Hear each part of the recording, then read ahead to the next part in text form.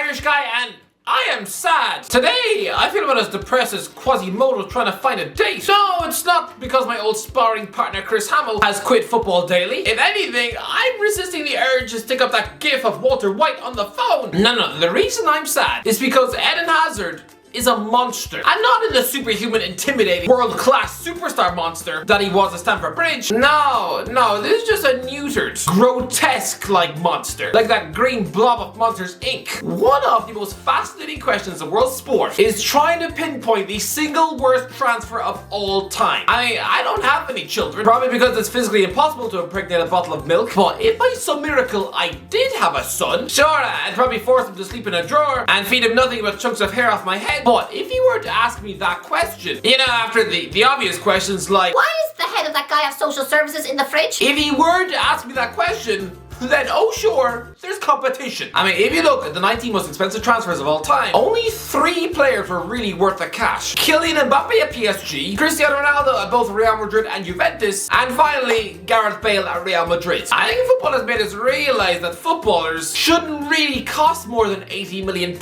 No, it's massive overkill. It's been like choosing to pay over £3,000 to buy your wife a purse. I'm sorry, but if you choose to do that, then I am sorry. I think the police should legally be allowed to shove a credit card up your nose. It's the only way you'll learn. But to me, this isn't even close. Sure, I mean, when you look at Philip Coutinho, right now just making sad armpit noises on the Aston Villa bench, you might assume that the 3rd most expensive footballer of all time is just a chunk of disappointing Brazilian banana bread. The guy has been such a letdown. Watching back his career is like sticking on The Hobbit. I'm half convinced Peter Jackson directed that while drunk, but Coutinho was a £105 million Barcelona flop. I'm not arguing that, okay? But I'm sorry. He played over 100 times for the club, scored 25 goals, and chipped in with 14 assists. People like to pretend that he was just a South American Danny Drinkwater, that even sticking him in a Barcelona shirt was like sticking a beautiful Gucci designer dress on a Labrador with fleas. But no, on the pitch, he was fine. People like to pretend that watching him at the Nou Camp was about as fun as watching your nan squeezing out a poo, but no, he was fine. Jack Grealish is probably a contender too, over £100 million, and well stuffed on that Man City left wing. Mostly looks like Captain Jack Sparrow after 7 pints of rum. But no. Eden Hazard is a disgrace. He is the winner of this award. Oh, by the way, lads, if you agree, subscribe! Absolute legends. This man could have gone down as one of the all-time world greats. I mean, someone like Grealish, no, we always knew he was overpriced. But back in 2019, £100 million for Hazard looked about right. Let's not forget that while at Chelsea he scored 110 goals and registered 92 assists in 7 years at the club. He gets his £100 million super move to Real Madrid and it's 7 goals and 11 assists in 73 games. Hazard has been in Spain for nearly 4 years. At one point, the Hazard family name was powerful. They were the Corleones of the sport. Eden's mum probably used to arrogantly throw her weight around Tesco's, just throwing broccoli at the staff and maybe even choosing to wee in the orange juice, just because she could. Her sons were European superstars for Chelsea and Borussia Dortmund. Eden, Thorgan and Kylian had all been seen as future world greats while in the academy at Lille, and they all went and signed for Chelsea. There were 3 Hazards at Chelsea. Now there's only one Hazard,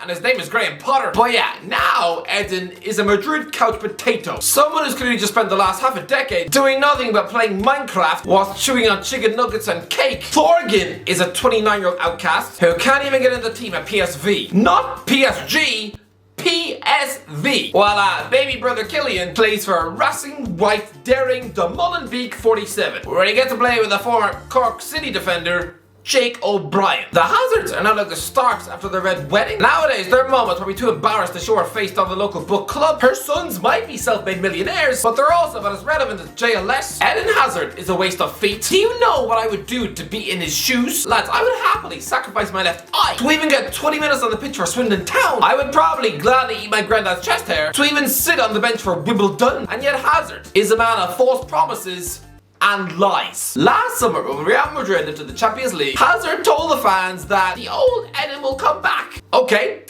let's see. Lads, I know Hazard has had injuries in Madrid, but I mean, you can't use that excuse, not anymore, because this season, he's been fit, he's missed 4 games to injury, just 4, and yet still, Carlo Ancelotti has not trusted him with even a minute on the pitch since September. That is 18 consecutive league games where he has failed to crawl off the bench. Overall, that is 29 games where he has spent the entire match just eating cookies on the bench. Hazard and Ancelotti were supposed to be the perfect marriage. 2 absolute Chelsea superstars, and Carlo is a guy who gives aging superstars a chance when they don't deserve it. I mean, he brought a beer-bellied party boy like Ronaldinho to AC Milan. I know people could see that he was just addicted to waffles and beer. James Rodriguez was seen as a washed-up lemon, a complete waste of skill, and yet Ancelotti still brought him to the Premier League. Maybe Ancelotti doesn't like Hazard's diet, right? I mean, when he sees him eating a donut in his car, his Italian soul dies inside a little bit, right? Well, no, because this is the same man who had at Milan once replaced Andrei Shevchenko with Ronaldo, who at that stage of his career was off the rails with McDonald's on speed dial. Honestly, he wore the number 99 shirt, probably because that was his favourite ice cream. So Ancelotti has never been a strict stickler for ultra professionalism. This man is partial to a rockstar maverick. So why? Why does he hate Hazard? Ancelotti used to pick David Beckham more at PSG, and he was just a washed up male model doing a vanity farewell tour. His body was done. Honestly, in 2013, he'd probably lost an egg and spoon race to Winnie the Pooh. But there might be something in this. Go back to 2012. Ancelotti was the coach of PSG. Hazard was a small fish at Lille. And you'd assume PSG would have been all over him, but We're not interested in this player, Ancelotti told L'Equipe when asked about Hazard. We have other targets. that's weird because the previous summer, PSG had bent over backwards trying to buy El Taraf from QPR. So I mean, they clearly wanted Maverick Street ballers, even if their breath stunk of KFC. And yet the following summer, he magically doesn't want Hazard. This rejection was cold. Ancelotti said they had other targets. Yeah. They went about Lucas Moura instead, a guy who grew up to be a slightly better Aaron Lennon. So maybe there is something weird between Carlo and Eden. But everyone believed Hazard would be a world great. But we were tricked. This man's career has been so anticlimactic. I bet like when you tear off Darth Vader's mask and realize it just looks like that bloke off Little Britain. Lad, people are disgusted by the fact that Mason Mount has just 1 year left in the Chelsea deal and is being talked about as being worth £70 million. Such a waste of money when any prospective club could just snap him up for less than the price of a Twix in 2024. Well, lad, Florentino Perez is whining about the club being not able to afford monster money anymore. Maybe, Flo, it's because you agreed to pay £100 million for a man who would have been free in 2020. Hazard is the highest paid player at the club. He takes home £384,000 every single week. That's nearly £20 million a year. 3 times what they used to pay Zidane as a player. Lads, this guy earns more than £100,000 more than Karim Benzema. You know, just the bloke who scored nearly 400 goals for the club. Luka Modric has won 5 Champions Leagues. And yet this muddy dwarf who regularly shoves beef burgers down his throat earns significantly more. There are 2 Ballon d'Or winners in this dressing room, and they don't even earn close to what Hazard does. This man is earning more money than what was in Cristiano Ronaldo's contract. The money they were paying Ronaldo to score 60 goals a year has just gone in Eden Hazard's pocket. How?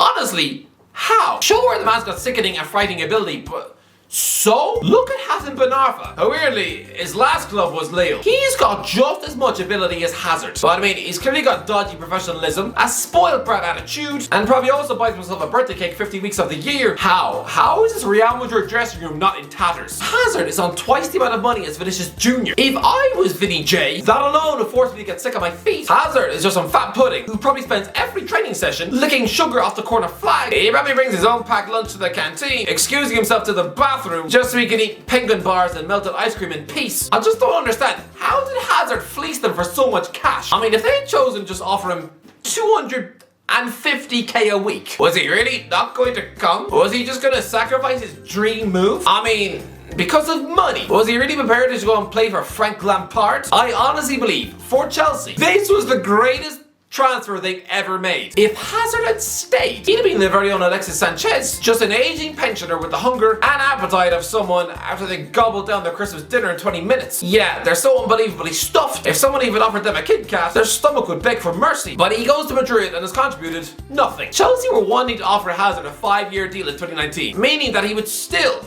be a Chelsea player on massive wages for the next 2 years. Wow. Christ above, if Todd Bowley was in the building then, he'd have given Hazard a contract until he was 38 years of age. Honestly, I'm telling you, Todd, give him Mikhailo Mudryk an 8-year deal. Some skinny lad wants to resign for the dog. It's a bit like handcuffing yourself to Susan Boyle before throwing away the key. Yeah, I mean, after 3 years of that, you're gonna want to spoon your eyes out with a fork. His Madrid teammates are fed up with him. Hazard spent last week whining that Ancelotti doesn't talk to him much. Hazard has wasted his life. In his career, he should have won one of these. Or one of these. Or one of these. Okay, actually no, to be fair, I know he has won the Champions League last season, but he contributed about as much of that as my elderly neighbour. She died in 1996. Last season, Hazard was just a Champions League groupie. I mean, it's like Brendan Fraser winning the Oscar for Best Actor, and some old woman tries to take credit because she once helped him tie his shoe. Recently, Hazard was spotted dancing with girls in a nightclub before a Belgian match. 2 years ago, Chelsea knocked Madrid out of the Champions League, and he had to apologise for laughing. That is Josie Basinga levels of no self-awareness. And in January, he was spotted near the offices of Al Nassr. You know, Ronaldo's club? Now, maybe a coincidence. Maybe he's only there on holiday, taking his kids to Saudi Arabia. I don't know, maybe they really liked Aladdin. But chuck in the fact that the Al Nassr coach is Rudy Garcia, who was Hazard's coach at Lille, and all that, a strike partnership of Ronaldo and Hazard in the Saudi Pub League seems a bit excessive. It's like two grown men beating up a bunch of toddlers down the swings. I moved to Al Nassr at just 32. To me, it's a bit sad. This man was supposed to hold down a legacy as one of the greatest footballers of all time, but he was finished at 28. His last truly good game was in May 2019 against Arsenal. And even that, it was just the final of the Europa League. Even with the Belgian golden generation, he never really caught fire. He had a 14-year international career. Yeah, there were 7 different years where he scored just 1 goal or less for his country. Honestly, watching Hazard at the World Cup was a bit like watching a blind pony trying to swim. I think he will move to Saudi Arabia. Yeah, this man who stinks of the Turkish Super League, but they can't afford him. I mean, sure, Mesut Ozil was on monster £350,000 a week wages at Arsenal, but I mean, the Gunners wanted him out so badly, they were agreeing to pay 90% of his wages 6 months after he left the club. Sure, Ozil took a big pay cut, but he loves Turkey. Yeah, Hazard loves Turkey too, in a sandwich. Other than that, he's got no loyalty to the country. He is moving to Saudi, and honestly, when we look back at his career, he's had a few top-class seasons, sure, but in the list of world greats, I will just place his career in the same category as a slightly better Joe Cole. Weirdly, someone who played with him at Lille and convinced him to move to Stamford Bridge. It's like he infected Hazard with the curse, because Cole was also done at 28. I mean, he left Chelsea for Liverpool in 2010, probably got a fat payday on a free transfer, and was current Hazard levels of bad. Steven Gerrard was comparing him to Messi. He couldn't even impress Roy Hodgson, which is why he wound up at Lille on loan. Although, to be fair, Luca Digne, Dimitri Payet, Joe Cole, and a young Eden Hazard, those 5-a-side games in training must have been like watching a unicorn sing. But I think I've cracked it.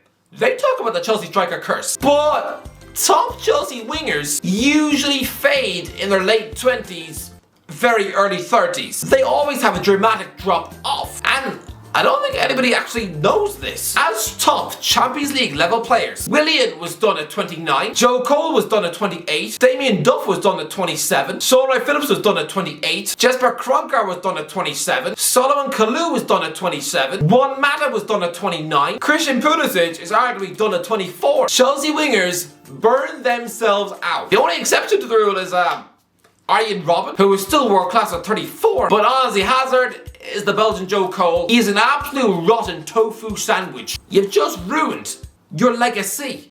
Anyway, guys, let me know in the comments, what do you think? Alright, what do you make of the whole Hazard thing? Let me know in the comments where it's going to be in the next club. Let me know if you enjoyed the video. Don't forget to give a like, share, and subscribe. And as always, I'll talk to you in a while.